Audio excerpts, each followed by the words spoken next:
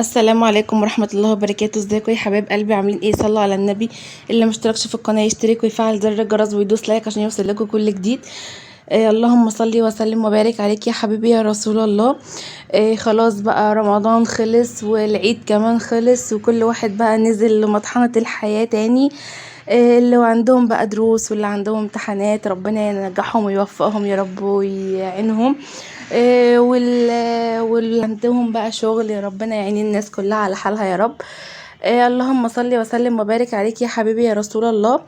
النهارده باذن الله هنعمل مع بعض ستريبس. تمام، هنعمل تشيكن ستريبس احسن بقى من كنتاكي، احسن من اي حاجه خالص. على الاقل ان انت هتعمليها نظيفه وفي البيت. والنت يا جماعه ما خلاش اي حاجه، اللي عايزين نعمله في البيت بنعمله زي احسن من بره مليون الف مره. ديت صدرين فراخ، تمام، صدور قطعناها شرايح بالطول ده زي ما انتم شايفين كده. بصوا يا جماعه، انا بحب ان انا اعملها بتتبيلتين، بتتبيله البانيه والتتبيله التانية اللي هنعملها مع بعض. تتبيله البانيه بنعملها ازاي؟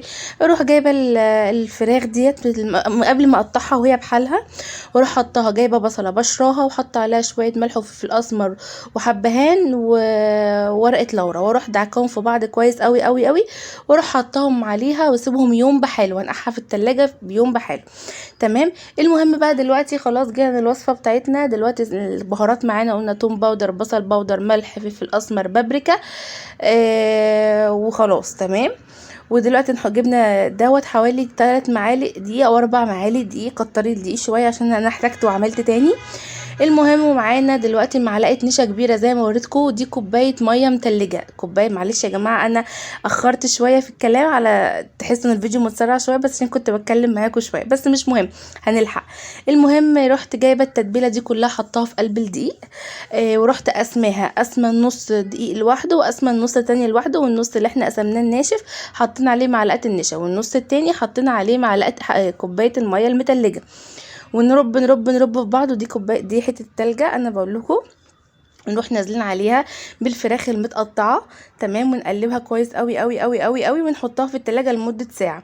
بقول لكم هنا برضو ان انا على ما هي كانت طلعت من التلاجة انا كنت قطعت بطاطس وحمرتها. طبعا حلاوه الكريب بقى بالبطاطس جميل. المهم جبنا التتبيله بتاعتنا. ودي خلاص بعد ما طلعناها من التلاجة لمدة ساعة، وجبنا بقى واحدة واحدة، بتشيلي واحدة واحدة وتروحي مقلباها كده مبدراها في قلب الدقيق.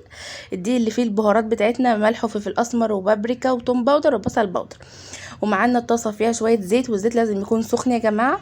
المهم رحنا جايبين الستريبس كده اللي بتاعنا الجميل ده، ونروح حاطين بقى واحده بواحده واحده بواحده، مش نحط مجموعه كده مع بعض عشان هو مش بساريه بنقليها.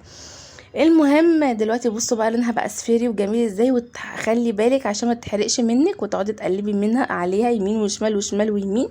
ده بقى منظرها بسم الله ما شاء الله، لا حول ولا قوه الا بالله. بعد ما طلعت كانت جميله جميله جميله. اللي عايز يخليها حراقه براحته ممكن يحط شطه، مش عايز خلاص مفيش اي مشكله. بس فيها فلفل اسمر، الفلفل الاسمر بيديها حمو شويه. وده الفلفل اللي هنقطعه المفروض يكون فلفل الوان، بس مش مشكله ما عندكيش فلفل الوان، الفلفل ده يغني.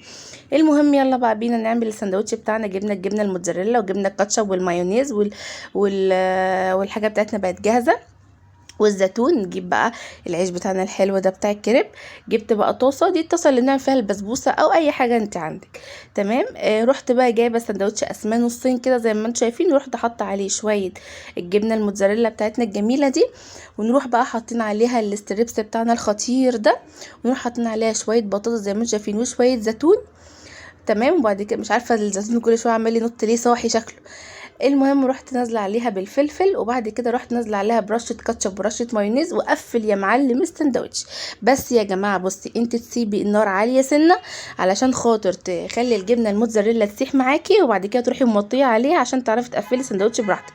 طبعا انا ما كنتش عارفه اقفله خالص خالص خالص، بس بعد كده اللي انا عرفت اقفله وانا مش ماسكه الموبايل. المهم حاولت اقفله على قد ما اقدر عشان اوريكم. وبعد كده ده منظره بقى، هنسيبه على النار نقلب يمين وشمال بس بالراحه عشان الاكل بتاعنا الجميل ده ما يبصش. وده منظره، بصوا تحس ان انت جايباه من بره بالظبط. كفايه ان هو عمايل ايديكي ونضيف. طبعا نغلفها بالورق الفويل بتاعنا الجميل الحلو ده زي كانك جايباه من بره بالظبط. شفتوا ده منظره؟ وده هنخلص بقى بقيه الكميات التانية دي ما شاء الله. دي خلصته على فكره يا جماعه. الستريبس بيتحط عليه بيض، بس بصراحه انا ما حبيتش احط عليه بيض، البيض بحس انه بيديله زفاره. المهم طبعا اللبس بتاع